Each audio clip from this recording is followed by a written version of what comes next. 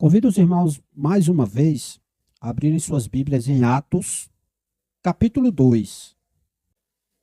Vamos ler do versículo 41 até o versículo 47. De sorte que foram batizados os que de bom grado receberam a sua palavra. E naquele dia agregaram-se quase 3.000 almas. E perseveraram na doutrina dos apóstolos, e na comunhão e no partir do pão, e nas orações. E em toda a alma havia temor, e muitas maravilhas e sinais se faziam pelos apóstolos. E todos os que criam estavam juntos, e tinham tudo em comum, e vendiam as suas propriedades e bens, e repartiam com todos segundo cada um havia de mister.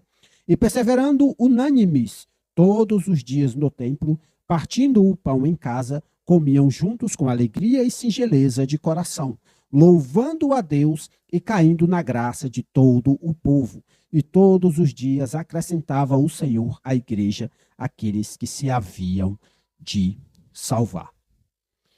Irmãos, começamos domingo passado a observar algumas verdades importantes a respeito da igreja de Deus, a respeito da igreja bíblica, da igreja que a Bíblia demonstra para nós.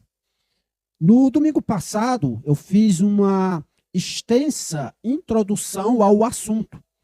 E nós falamos que, ao longo da história da igreja, convencionou-se apontar algumas características da igreja bíblica.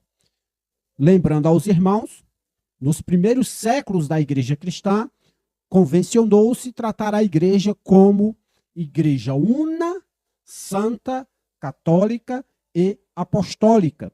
Depois, durante a Reforma Protestante, acrescentou-se a essas características a característica de que a igreja verdadeira é uma igreja que prega a palavra de Deus, que tem a palavra de Deus como central no seu culto e na sua autoridade sobre a igreja.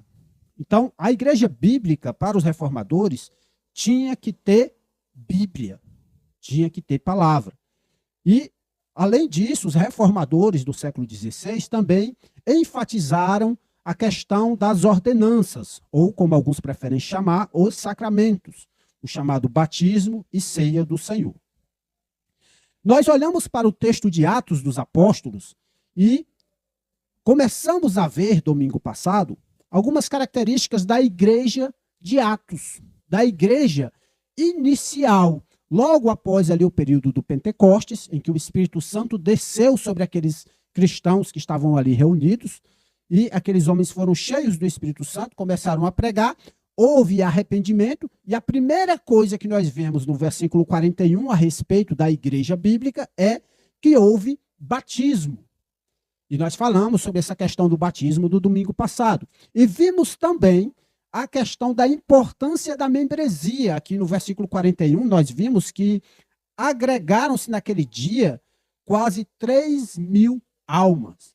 Então, nós percebemos que houve aqui, para o Lucas, o autor aqui do livro de Atos, a importância de registrar um número aproximado daquelas pessoas que agregaram-se à igreja. Isso aponta para uma importância da membresia da igreja. E nós falamos sobre isso também no domingo passado. Existe também algumas coisas que sempre é bom lembrar que o livro de Atos, como alguns outros livros da Bíblia, os irmãos que estavam aqui domingo passado vão lembrar o que eu estou falando, o livro de Atos, assim como alguns outros livros da Bíblia, é um livro que ele narra uma história. Isso significa que ele é um livro que ele descreve o que aconteceu. É o que a gente chama de um texto descritivo. Ele descreve aquilo que aconteceu. Ele não é um texto prescritivo, ou seja, ele não está ensinando o passo a passo de como devemos fazer. A questão da prescrição é muito comum quando você vai no médico E o médico, ele prescreve um medicamento para você. O que é aquilo, prescrever? Ele está dizendo para você o que você deve fazer e como você deve tomar aqueles remédios. Se você tomar de forma errada, você pode acabar se envenenando ou não ficando bom da doença que você está tratando. Então, quando eu falo de um texto prescritivo, é nesse sentido. Um texto prescritivo é aquele texto bíblico, tá? Que descreve o que devemos fazer. Normalmente, esses textos prescritivos, eles estão nas epístolas paulinas e nas epístolas universais. São os textos que apontam para a igreja qual é a doutrina e qual é os mandamentos que a igreja tem que fazer no seu decorrer da sua caminhada aqui nesta terra. Então, isso é importante que os irmãos tenham em mente. Então, o texto que a gente está vendo aqui, ele é um texto descritivo e não prescritivo. Ou seja, ele é um texto que está descrevendo o que aconteceu. Ele não está necessariamente dizendo que nós temos que imitar passo a passo o que aconteceu. Ele está descrevendo o que aconteceu.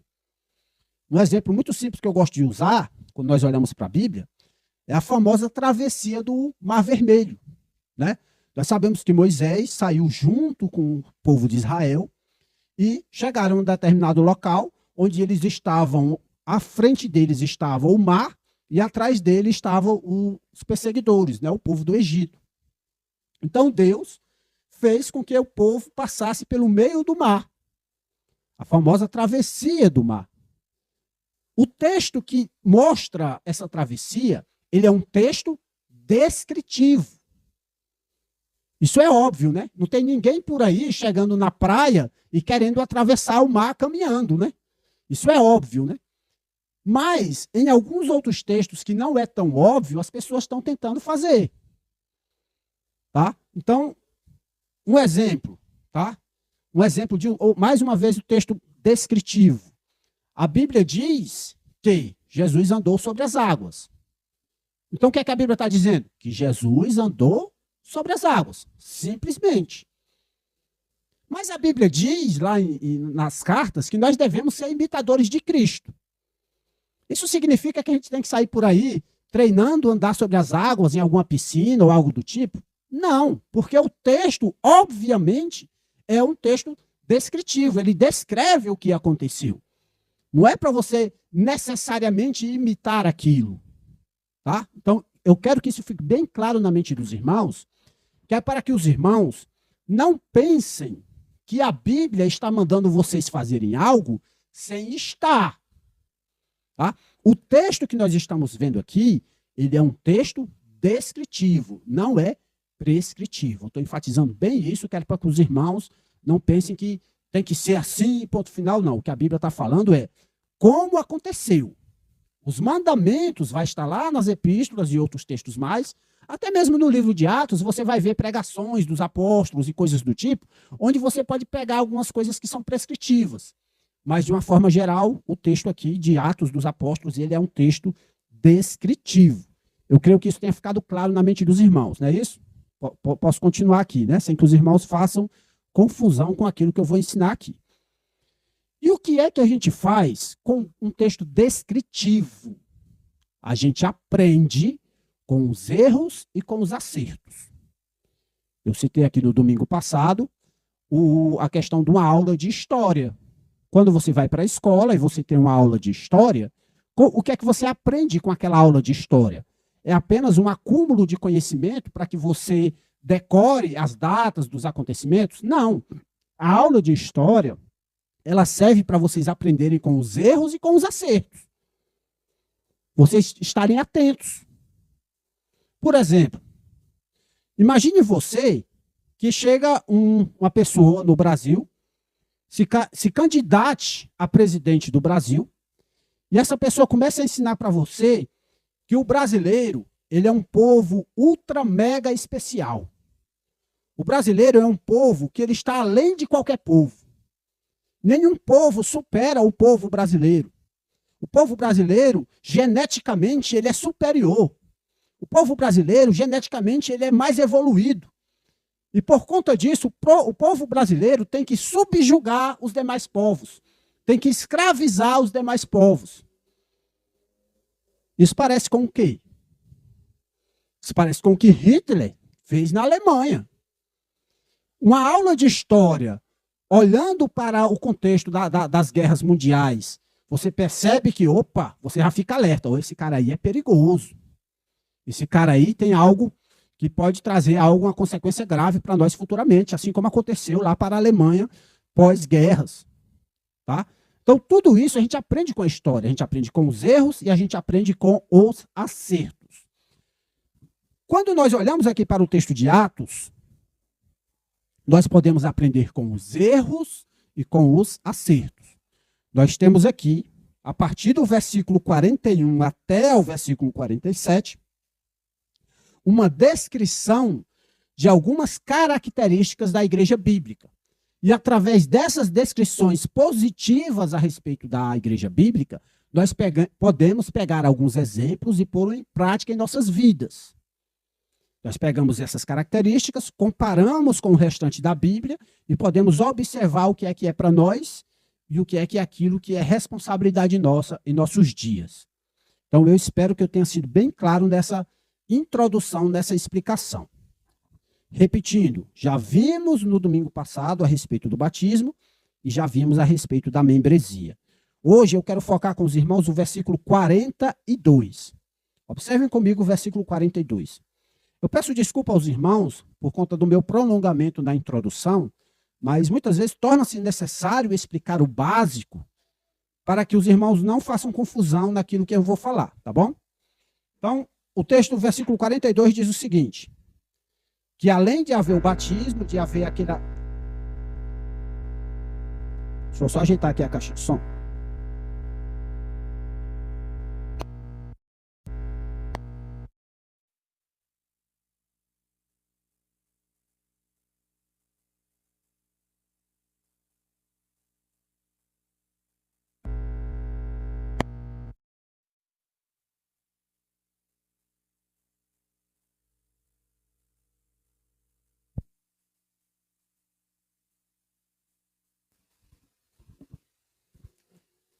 Agora parou o chiado, voltando aqui à explicação. No versículo 42, nós vemos a continuação dizendo o seguinte, e perseveravam na doutrina dos apóstolos, e na comunhão, e no partir do pão, e nas orações. Então, eu quero focar com vocês hoje nessa frase. Eles perseveravam na doutrina dos apóstolos. E o que é isso? O que é que essa igreja bíblica, essa igreja que está nascendo, ela estava fazendo? Ela estava perseverando em quê? Na doutrina. O que é doutrina, gente? Doutrina é sinônimo de ensino. Tá? Fique bem claro isso na mente dos irmãos. Quando a Bíblia fala em doutrina, é no sentido de ensino. Muitas vezes esse ensino é um ensino autoritativo. É um ensino que traz consigo uma autoridade, uma carga de autoridade, que ele serve, além de ser um ensino, ele pode ser também um mandamento. Se é algo autoritativo, se é algo que está sendo mandado, este ensino pode se tornar também um mandamento. Tá? Então, essa doutrina, este ensino, não era um ensino qualquer. A Bíblia não diz que eles perseveravam no ensino. A Bíblia diz que eles perseveravam na doutrina dos apóstolos. E isso daqui é fundamental. A igreja cristã verdadeira, original, como nós vemos na Bíblia, ela baseava as suas atitudes e o seu culto e a sua ordem litúrgica e os seus afazeres e os seus propósitos com base em algo bem claro. O que era? A doutrina dos apóstolos. O ensino que os apóstolos levavam para a igreja era um ensino que era considerado autoridade. Não era considerado pela igreja um ensino de homens apenas, mas era considerado pela igreja como algo que vinha da parte de Deus. É muito importante isso daqui, irmãos. Irmãos, abram suas Bíblias, por favor, em 1 Tessalonicenses, capítulo 2. Eu quero que vocês observem isso aqui comigo. 1 Tessalonicenses, capítulo 2. Olha o que é que o apóstolo Paulo fala à igreja de Tessalônica. Paulo está aqui escrevendo uma carta para a igreja de Tessalônica. E olha o que é que ele fala para a igreja. Olha o que é que ele fala. Por isso também damos, sem cessar, graças a Deus. Então aqui Paulo está dando graças a Deus por algo. Pelo que Paulo está dando graças a Deus? Vamos ver. Por isso também damos, sem cessar, graças a Deus. Pois, havendo recebido de nós a palavra da pregação de Deus, a recebestes não como palavra de homens, mas, segundo é na verdade, como palavra de Deus, a qual também opera em vós os que crestes. Então, Paulo ele está elogiando a igreja de Tessalônica, dizendo o seguinte, olha, nós damos graças a Deus, porque vocês receberam a palavra que nós pregamos, a palavra que nós anunciamos, não como palavras de homens, mas como palavra de Deus. Só lembrando aqui, irmãos, o contexto aqui, tá? Quem está falando com a igreja de Tessalônica é um apóstolo, que é o apóstolo Paulo. Então, a igreja de Tessalônica recebeu a pregação de Paulo como sendo o quê? Palavra de Deus. Nós sabemos, irmãos, pelas Sagradas Escrituras, que o nosso Senhor Jesus Cristo, ele escolheu apóstolos. Ele levantou homens para ser os seus representantes, os seus ministros. A palavra apóstolo é isso, é aquele que é enviado. Enviado em uma determinada função, enviado em um determinado propósito. Tá? A Bíblia, ela traz essa palavra apóstolos com significados um pouco variáveis. Por exemplo, nós sabemos que a Bíblia, ela apresenta 12 apóstolos. Quem são esses 12 apóstolos? São aqueles a qual Jesus Cristo escolheu e nomeou-os como apóstolos. É como se fosse uma espécie de cargo, uma espécie de título que Jesus Cristo deu àquelas pessoas.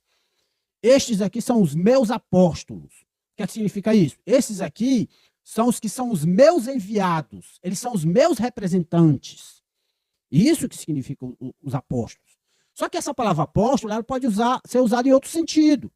Por exemplo, Barnabé, que foi um homem de Deus, um homem fiel a Deus, ele também na Bíblia é chamado de apóstolo. Mas nós sabemos que Barnabé não fazia parte daqueles 12. Então, como é que ele é um apóstolo? Nós sabemos, pelo próprio livro de Atos, que Barnabé foi escolhido pelo Espírito Santo e enviado pela igreja de Antioquia. Então, ele é um enviado. E qual é a palavra grega lá no original que é usado para enviado? Ele é um apóstolo. É óbvio que não é no sentido dos 12, da autoridade que os 12 tinham. É óbvio que não é nesse sentido. Há outras pessoas que são chamadas de apóstolos também na Bíblia, que têm sentidos parecidos, no sentido de enviado em uma determinada missão. Tem um homem chamado Epafrodito na Bíblia, que quando você vai ler no original, no grego, ele é chamado de apóstolo. Mas em que sentido ele é chamado de apóstolo, se ele não fazia parte dos 12? É no sentido que a igreja havia enviado ele, até o apóstolo Paulo, com uma missão bem específica: entregar ao apóstolo Paulo uma oferta. Aí muita gente querendo forçar a barra e tentar dizer, existem apóstolos ainda hoje. Hoje nós temos que ter uma igreja que tenha apóstolo no seu comando, na sua frente, na sua liderança. É necessário que haja apóstolos e tudo mais. Aí eles pegam esses textos, tiram eles do contexto e começam a dizer que esses apóstolos é o mesmo sentido dos apóstolos lá dos 12. Não é. O sentido é outro. Você entende? Porque o significado da palavra é o quê? Enviado. Então é óbvio que ele vai ser chamado de enviado. É um apóstolo. Entende? Agora, aos 12 e ao Paulo foi dado autoridade. Certo? É algo que traz um peso. O nome apóstolo traz um peso. E é interessante que a Bíblia, quando a gente chega lá em Apocalipse, e a gente vê a descrição lá do livro de Apocalipse, da cidade celestial e tudo mais, nós vemos que, se eu não me engano, são 12 colunas, e dessas 12 colunas são os 12 apóstolos. Isso lá no finalzinho do livro de Apocalipse. Isso é curioso, porque se todas essas pessoas que a Bíblia chama de apóstolos são apóstolos igual aos 12, por que é que o livro de Apocalipse coloca apenas 12? Não soma os demais apóstolos. É porque é óbvio, o sentido de apostolado dos demais é diferente. Eu vou trazer um exemplo para vocês, que é o exemplo de Barnabé. Quem já leu o livro de Atos sabe o que eu vou dizer agora. Barnabé, ele tem uma situação que ele precisa resolver, e o que é que ele faz? Ele leva essa situação para os apóstolos. Ora, mas Barnabé não era um apóstolo? É porque ele era apóstolo em outro sentido, não no sentido de autoridade. Tá certo? E aqui, irmãos, é importante que a gente tenha isso em mente. Quando a Bíblia diz que estes homens, eles perseveravam na doutrina dos apóstolos, eles estão falando no sentido dos apóstolos autoritativos, aqueles que tinham cargos de apóstolo. Ok? Gente, na Bíblia e durante a história da igreja, só houve uma substituição de apostolado. Uma. Que foi quando Judas traiu a Cristo e perdeu o seu cargo de apostolado. E aí, aqui no livro de Atos, ainda no capítulo 1, Pedro vai dizer que era necessário que fosse 12. E aí eles escolhem Matias, né? É interessante que essa escolha, ela coloca algumas regras. Olha só como é interessante. Atos, por favor, capítulo 1.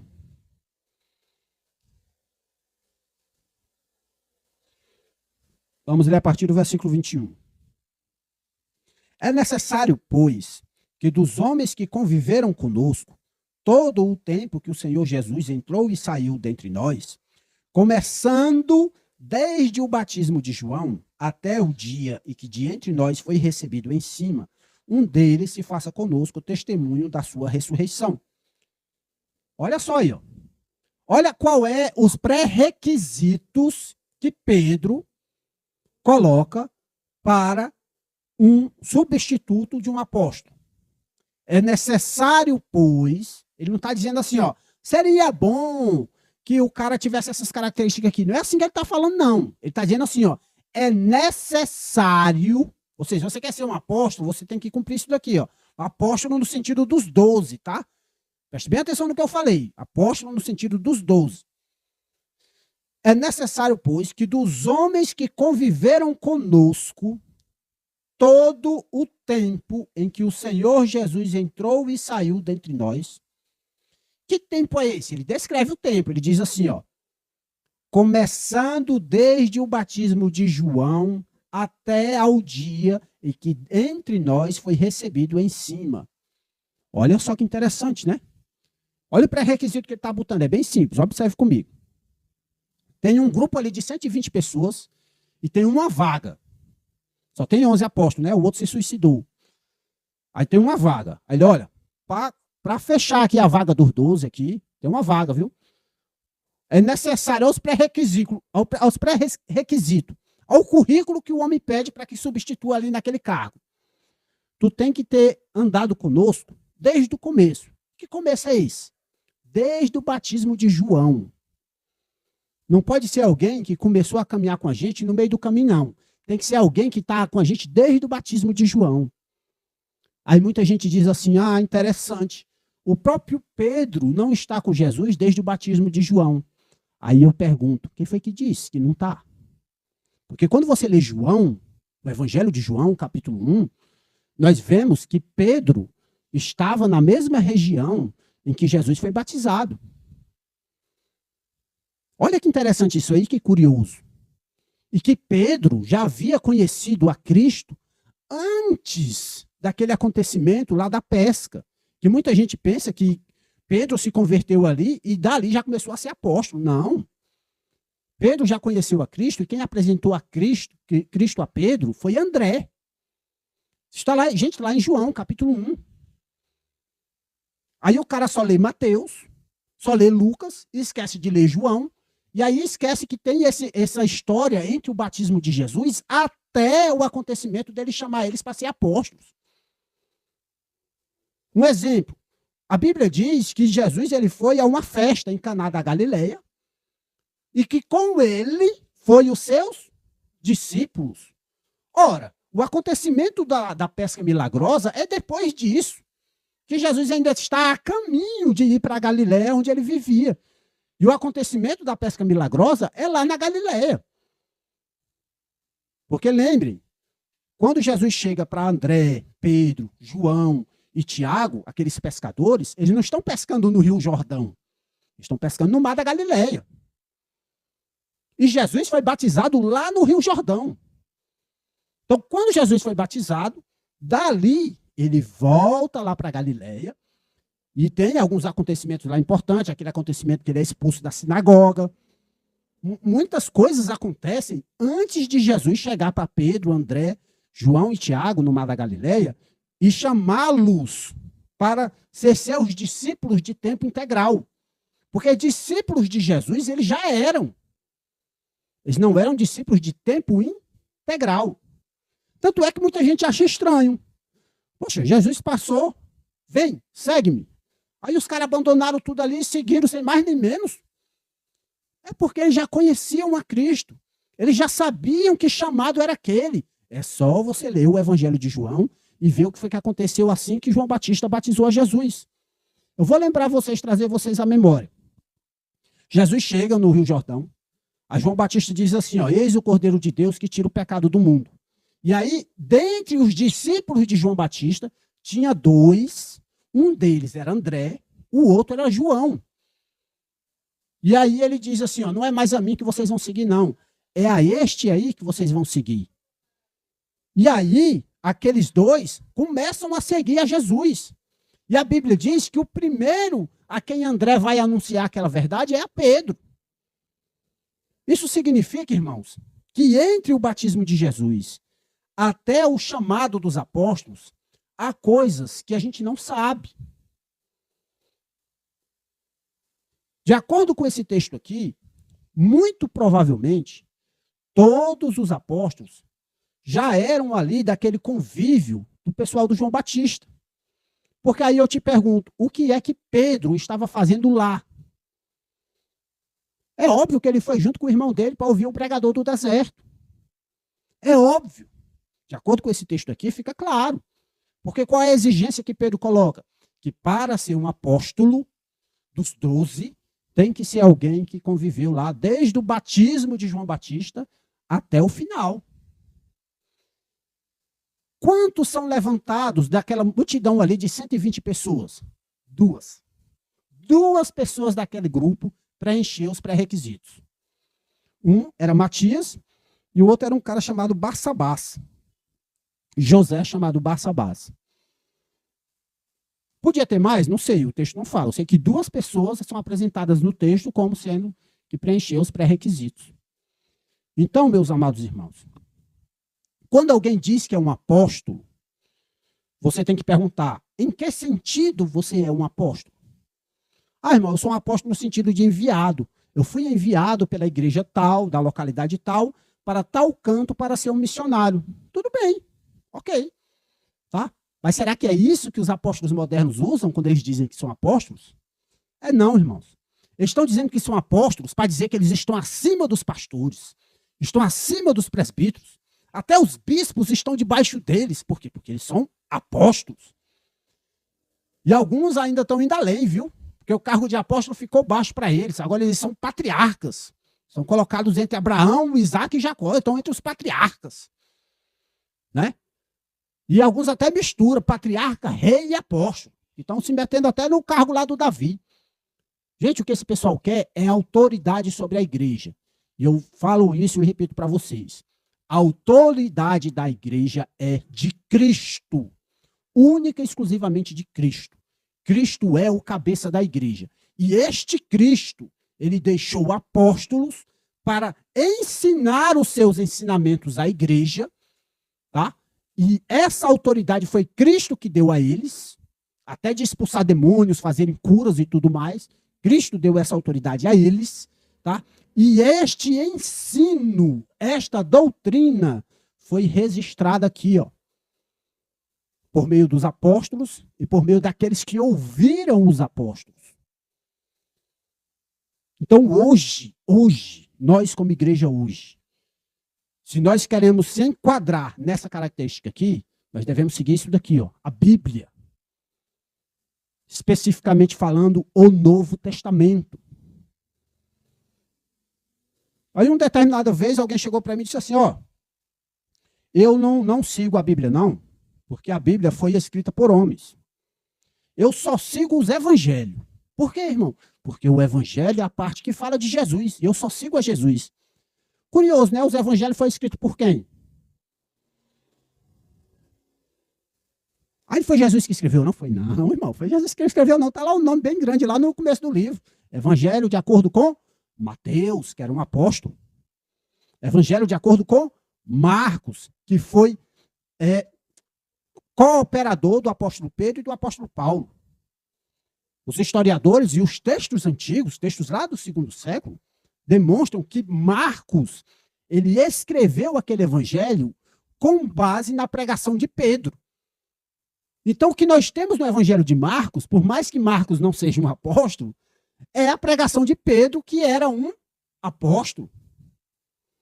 E Lucas, irmão, o evangelho de Lucas e o livro de Atos. Lucas andava com quem? Com Paulo. Gente, Paulo, preste bem atenção no que eu vou dizer, ele é um único apóstolo da forma como ele foi apóstolo. Porque ele nem fazia parte dos 12 e nem era um apóstolo apenas no sentido de missionário. E isso é reconhecido pelos 12. E lembra da história de Barnabé que eu contei? Que Barnabé tinha uma situação para resolver com os apóstolos? A situação era essa. Um homem que era perseguidor da igreja, agora estava dizendo, rapaz, Jesus me chamou para ser apóstolo entre os gentios. Eu preciso falar com os irmãos da igreja de Jerusalém. Aí os irmãos da igreja de Jerusalém, aqui mesmo esse aí não vem não, pode estar mentindo, pode estar querendo pegar a gente para prender a gente. E Barnabé, um homem cheio do Espírito Santo, capaz, opa, esse cabinho aí está falando a verdade. Mas eu, Barnabé, sozinho, não tenho autoridade de mandar na igreja. O que é que Barnabé faz? Ele pega Paulo e leva aos apóstolos. E é interessante que o apóstolo Paulo ele vai descrever lá em Gálatas, capítulo 1, que nessa ida dele aos apóstolos, ele não viu os 12 apóstolos. Ele viu apenas Pedro, João e Tiago, que era o irmão de Jesus. Tá certo? Olha só que interessante. Então, Pedro como apóstolo, João como apóstolo, não, você está, realmente Jesus falou com você, você está encarregado de ser apóstolo aos gentios. A gente fica com a pregação aos judeus e aos confins da terra, como Jesus colocou, mas você também realmente foi encarregado por Cristo de ser o apóstolo aos gentios. Gente, eu estou aqui parafraseando a história toda para ficar bem explicado para vocês. Quando a gente fala de apóstolos, no sentido autoritativo, nós estamos falando de os 12 e Paulo. Além desses, no sentido autoritativo, no sentido de autoridade, não tem. Ok? E nós vemos que Paulo diz isso. Quando ele escreve as suas cartas, ele diz Paulo, apóstolo da parte de Cristo e tal. Lembra? Paulo foi chamado por Cristo, pessoalmente por Cristo. Ele não teve um sonho, uma visão, não. Jesus apareceu para ele literalmente. Certo? Apareceu para ele literalmente. E o apóstolo Paulo é interessante notar que ele recebeu, assim como os 12, ele recebeu ensinamentos diretos de Cristo. Do Cristo ressurreto. Olha que interessante. Ele fala isso lá aos Gálatas, ele diz, o evangelho que eu ensinei para vocês, eu não aprendi com homens não, eu aprendi diretamente com o Senhor. E os 12 apóstolos concordam com isso, que o apóstolo Pedro, lá na carta de Pedro, vai dizer que as cartas de Paulo são escrituras como as demais. Isso ele confirma que aquilo que o apóstolo Paulo está falando é verdade. Então nós temos essas autoridades na Bíblia, que são os apóstolos. E estes ensinos, essa doutrina que nós temos, chamada de doutrina apostólica, está registrado nas Escrituras.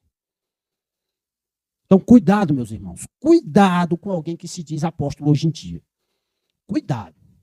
Eu sei. Eu peço que os irmãos tenham calma e tenham paciência. Eu sei que alguns irmãos pensam que isso está correto. Eu cheguei a conversar com algumas pessoas que creem no apostolado moderno, e eu disse assim, irmão, como é que você prova biblicamente que tem que ter apóstolo na igreja hoje, como você está dizendo? Porque ele estava me dizendo que tem que ter apóstolo na igreja hoje. Aí ele me mostrou um texto como esse, que eles seguiam a doutrina dos apóstolos. Então significa que tem que ter apóstolo na igreja. Meu irmão, você entendeu o texto errado. Ele está falando da doutrina dos apóstolos. Se o texto estivesse dizendo só assim, ó, eles seguiam os apóstolos, aí eu ficava calado. O texto está dizendo que eles seguiam a doutrina dos apóstolos. Quer dizer que quando os apóstolos saíram para pregar em outros cantos, aí não tinha mais igreja, não, é?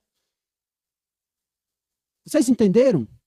Falta um pouco de bom senso, tá? E submissão ao que a palavra de Deus diz. Mas eu peço que os irmãos tenham paciência com as pessoas que frequentam essas igrejas que se dizem igreja de apóstolos, apóstolo A, apóstolo B, agora tem até apóstola, né, no feminino, tá? Tenham paciência com aqueles irmãos, muitas vezes falta para eles isso aqui, ó, ensino, doutrina. Muitas vezes falta isso. E a gente tem que ter paciência e ensinar e mostrar. Eu sei que eles vão dizer que vocês estão errados. Acontece comigo também. Mas se você está com a Bíblia, está com a verdade, não deixe de ensinar. Porque mais cedo ou mais tarde, aquela pessoa vai reconhecer. Vai acontecer um escândalo no meio daquela liderança lá, que vai mostrar para todo mundo que aquele cara não era apóstolo coisa nenhuma. E aí aquela pessoa vai cair na real e realmente eu fui enganado. Ou vai continuar seguindo o erro, como a Bíblia diz, que alguns são entregues ao erro porque querem seguir o erro mesmo. Né? Aí é aquela coisa que a gente faz. Ah, quer ir? Vá. Eu estou mostrando aqui o caminho certo. Não quer seguir? Posso fazer o quê, né? Aí a gente também não joga pérola aos porcos, como diz o próprio Senhor Jesus Cristo. Né? Não joga o evangelho para aquelas pessoas que pisam no evangelho, que rejeitam o evangelho como os porcos fazem com as pérolas. Se você jogar pérolas ou pedras preciosas, vamos falar assim, né? Você pega uma barra de ouro, para ficar mais simples para o entendimento de você, e você joga para os porcos, o que ele vai fazer é tratar aquilo ali que nem um lixo. Ele vai pisar, vai empurrar na lama, vai afundar na lama. Aquilo ali para aquele porco é um lixo. Entendeu? Da mesma forma é o evangelho para algumas pessoas. Algumas pessoas rejeitam, mas até respeitam. Outras pessoas rejeitam e fazem pouco. Humilham, pisam, cospem no evangelho. Há situações de pessoas aí na internet rasgando a Bíblia, queimando a Bíblia. Mas Deus é tão misericordioso que ainda com pessoas como essas, há salvação. Porque às vezes é um eleito. Olha que interessante. A conversão do senhor Aníbal Pereira Reis, que foi um padre católico durante muitos anos, ele fala em seu testemunho que ele perseguia os evangélicos. Ele perseguia. E ele tomava a Bíblia dos evangélicos. E ele queimava. Ele odiava a Bíblia. Ele odiava. Mas aí, na época dele, houve mudanças dentro do catolicismo em que foi exigido que os padres estudassem a Bíblia também. E aí, quando ele ia ler a Bíblia, isso ele fala no seu testemunho. E ele via que ele estava errado, ele ficava indignado e ele destruía a Bíblia que estava na mão dele a ponto de ele ter que comprar outra. Mas aí um dia Deus abriu os olhos dele de tal forma que, rapaz, não tem para onde eu correr, não, eu estou errado. E é interessante que ele não sabia para onde ir. Para qual igreja eu vou? Para a Batista? Para a Presbiteriana? Para a Assembleia? E ele começou a visitar igreja por igreja até achar aquela que estava mais perto da Bíblia, na opinião dele. Esse é o testemunho do senhor Aníbal Pereira Reis. Vocês podem botar na internet aí. Tem um áudio, tá? Coisas antigas aí, do tempo do preto e branco. Mas tem lá, né? Os livros deles estão aí disponíveis até gratuitamente pela internet. Então, há situações como essas. Voltando aqui para o texto, para finalizar esse ponto da questão do ensino da doutrina dos apóstolos, como que a gente faz isso na prática? Nós, como igreja aqui, como igreja de Cristo, como igreja que tenta seguir as Escrituras, tenta ser uma igreja saudável, o que é que a gente tem que fazer? Porque uma coisa é dizer assim, ó, a igreja bíblica ela segue a doutrina dos apóstolos. Mas como é que a gente faz isso na prática? Gente, tem que ter duas coisas: pregação e ensino.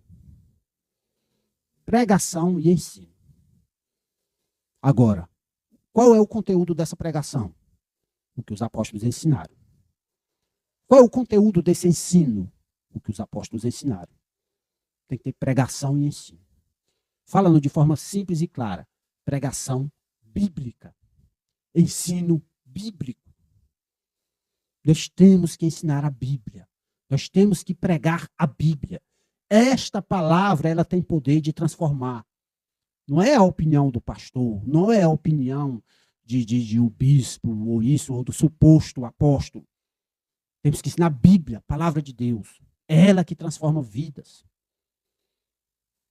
Todos aqui um dia ouviram o evangelho de alguém. Todos ouviram o evangelho de alguém.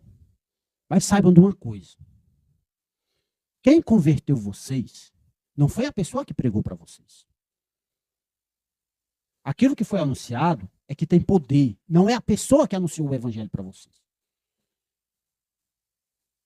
Aquilo que foi anunciado é que tem poder.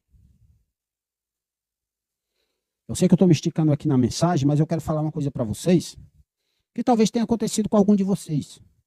Eu lembro que quando eu era criança, eu tinha um Novo Testamentozinho daqueles pequenininhos, azulzinho, Gideões, né? Eu tinha, não sei onde foi que eu consegui. A gente foi na escola que deram, né? Antigamente eles davam na escola, né? Agora eu mesmo, eu não lembro onde foi que eu consegui aquele Novo Testamentozinho. Eu me lembro que eu não gostava das coisas evangélicas, até o meu irmão aqui frequentava a igreja algumas vezes lá, a igreja do Nazareno, lá no início da igreja, não sei se você vai lembrar, que você às vezes ia e eu fazia pouco, junto com o Frank, fazia pouco, que tu ia para a igreja, que nós ia treinar, nós ia para o Kung Fu, né? E às vezes soltava piada, eu lembro disso. Mas de alguma forma, quando eu pegava aquele Novo Testamentozinho ali, eu lia sozinho no meu quarto e eu chorava. Não entendia nada. A única coisa que eu lia era o seguinte: fulano é pai de Cicrano, que depois é filho de Cicrano, a genealogia lá de Mateus. Aí quando passava dali, aí tinha alguma coisa, opa, o nascimento de Cristo, eu só chegava até Mateus 4. Eu só lia até Mateus 4. E não era uma lida assim, de uma lapada só, não. Eu ia lendo devagarzinho, não entendendo nada, aí chegava em Mateus 4. E Mateus 4 dizia assim, Mateus 4:4, nem só de pão viverá o homem, mas de toda a palavra que sai da boca de Deus. E eu li aquilo, eu chorava sozinho, de alguma forma. Se você me perguntar quem foi que disse que aquele livro ali é a palavra de Deus, não sei. Eu sabia, de alguma forma eu sabia. Não sei, alguém deve ter dito, né? Não sei se vi na televisão, pregador, não sei, eu era bem pequeno. Mas eu sabia que aquilo ali era a palavra de Deus. Eu não me converti naquela época, eu vim me converter depois de velho. Né? Várias lutas, várias levantadas de mão na igreja. Mas a minha conversão veio depois. Bem depois. Mas de alguma forma, eu sabia que aquilo ali era a palavra de Deus. Eu quero apelar ao coração de vocês. Vocês sabem o que é doutrina apostólica. Vocês talvez não tenham um conhecimento intelectualizado. Olha, eu não sei o que significa doutrina, mas deve ser alguma coisa bonita, né? A palavra doutrina. Né? Mas eu acabei de dizer para vocês que doutrina é o quê? É o ensino dos apóstolos. Mas talvez há pessoas por aí que não saibam o que, é que significa doutrina, não saibam isso, aquilo, outro. Mas de alguma forma, Deus tem colocado no coração delas que isso daqui que está na minha mão, na mão de vocês, é a palavra de Deus. O que é que eu estou querendo enfatizar com essa história meio doida, né? Que eu estou contando aqui? É Deus que age. É Deus que age. Não exaltem pessoas. Não coloque pessoas em patamares que é o local de Deus. Nós, como seres humanos, nós somos apenas instrumentos na mão de Deus. Quando você chega para alguém e diz que Jesus morreu pelos pecados dele, que Jesus é o salvador deles, você está sendo um instrumento na mão de Deus. Isso é um privilégio. E a gente tem jogado de lado esse privilégio. A gente não tem praticado a doutrina dos apóstolos. É interessante quando Paulo diz assim, para a gente imitar a Jesus, ele diz assim, ó, sejam meus imitadores como eu sou de Cristo.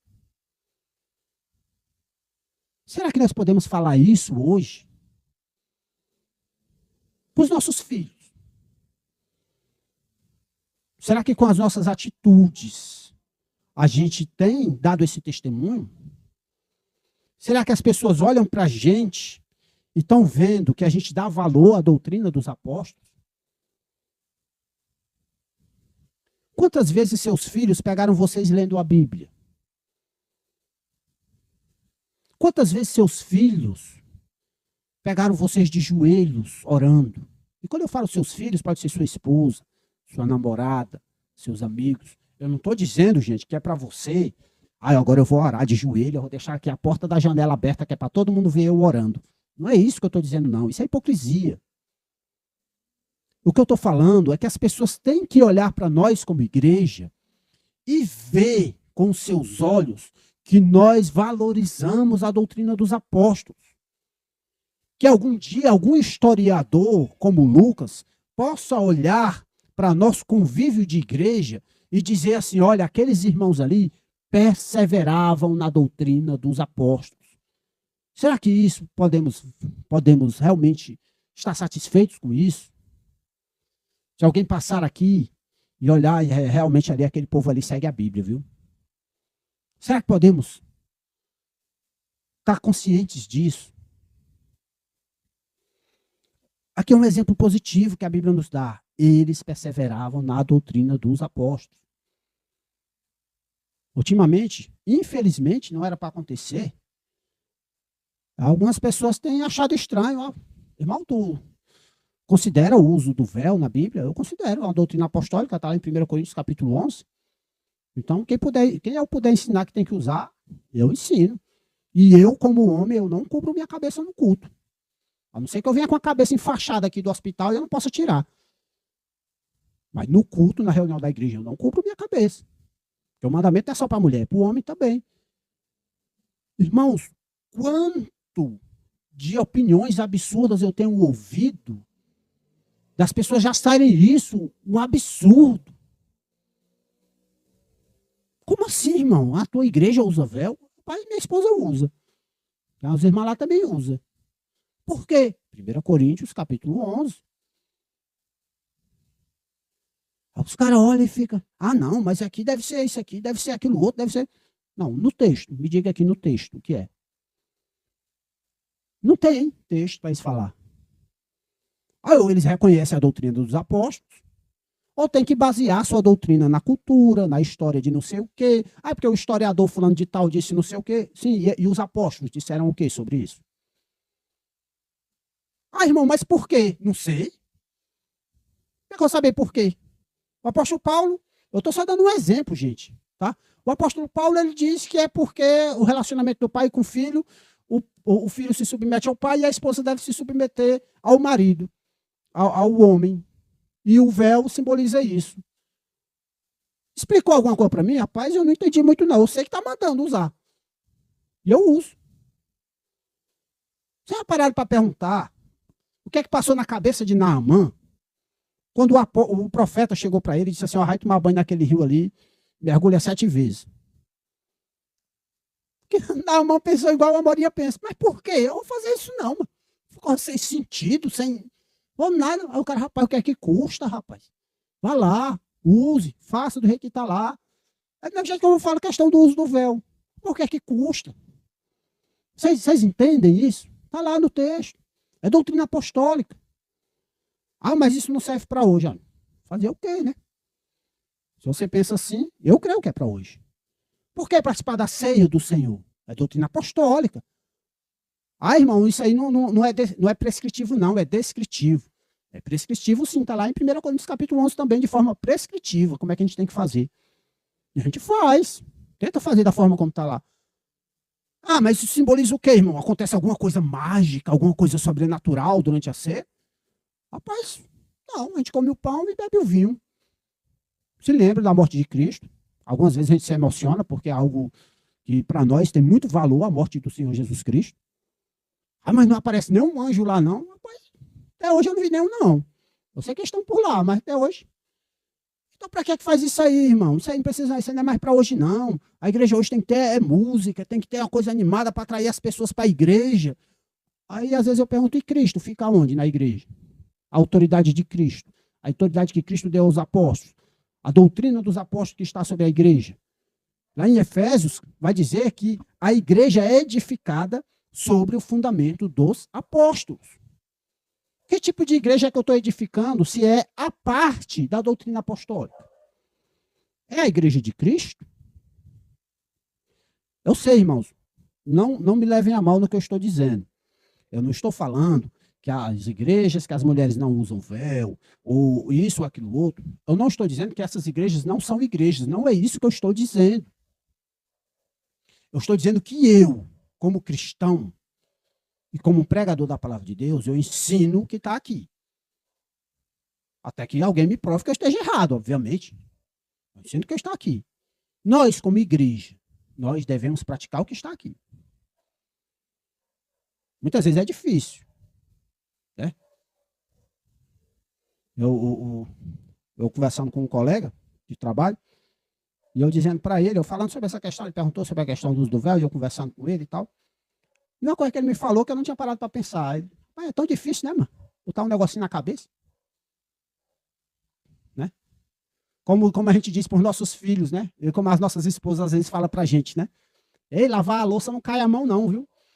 Né? Do mesmo jeito eu falo aqui de forma geral, né? Botar um paninho na cabeça, vai cair sua mão, porque você botar um paninho na cabeça. Mas sabe o que é duro? Sabe o que é difícil? Do mesmo jeito que é difícil a gente ler a Bíblia. Não é duro, não é difícil? Ler não é difícil, não. É muito fácil ler, né? A gente lê direto aí no WhatsApp, no Facebook, passa horas e horas no WhatsApp e no Facebook. Mas na Bíblia, quantas horas a gente passa? A gente lê 20 minutos e a gente já está caindo de sono. Por que é diferente? É óbvio que há algo de especial nesse livro.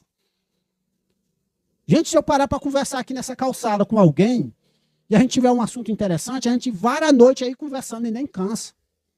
Agora vai orar, conversar com Deus. Você não ora 15 minutos, você está orando ali e ora, e ora, e ora. Ah, tá bom, já orei umas meia hora hoje. Quando você vai olhar, passou 5 minutos.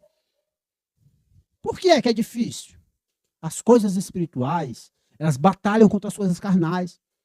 O espírito milita contra a carne. Nós ainda, irmãos, infelizmente, nós temos essa carne corrupta. Ela luta para não ler a Bíblia, mas o Espírito Santo é mais poderoso, faz que a gente lê nem que seja uma letra aqui, para a gente não morrer de fome espiritual. É isso. Então, quando eu falo de doutrina dos apóstolos, entendam isso. Não é algo só intelectual, gente, é algo prático. Os apóstolos, eles nos ensinaram a agir. Não é só a falar, mas a agir. Assim como Cristo ensinou os apóstolos, não só a falar, mas a agir. Tanto é assim que os apóstolos morreram todos martirizados. Quantos de nós aqui seremos martirizados pelo aquilo que a gente prega? Gente, há situações que pessoas ao longo da história da igreja morreram de formas mais cruel, simplesmente porque queriam obedecer um único versículo da Bíblia. Há situações na história da igreja de pessoas que morreram afogadas, que foram jogadas em rios, amarradas em pedras, com as pernas e os braços amarrados em pedras, jogados no rio, afundaram no rio, morreram afogados, simplesmente pelo seguinte, porque não queria batizar o seu filho quando nasceu. Porque entenderam que o batismo, como nós vimos no domingo passado, é algo para aqueles que creem. Morreram por causa disso. Que hoje, na sociedade moderna, o pessoal olha, que coisa burrice, que idiotice. Não é idiotice, nós cremos nisso daqui, isso aqui para nós é a palavra de Deus. E que isso fique nos nossos corações, meus irmãos, para que possamos praticar ao longo da nossa vida. Oremos. Senhor Deus Todo-Poderoso, Criador do céu e da terra, Senhor Deus, que nada merecemos, Senhor Deus, da tua parte. O que merecemos é o teu juízo, a tua condenação.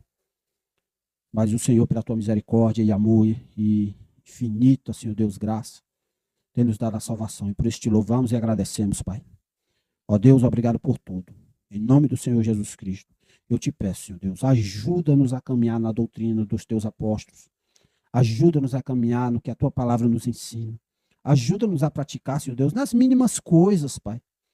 Quantas vezes nós estamos preocupados com pecados sexuais, de imundícias, de fornicações, de adultérios, coisas escandalosas, mas muitas vezes, ó Deus, a gente abre a nossa boca para dizer uma desprezável mentira, e que para nós e para a sociedade moderna, isso não é nada, mas, ó Deus, nós sabemos que é pecado, então ajuda-nos, ó Deus, no pouco, ajuda-nos a ser fiel no pouco, para também sermos fiéis no muito, Senhor.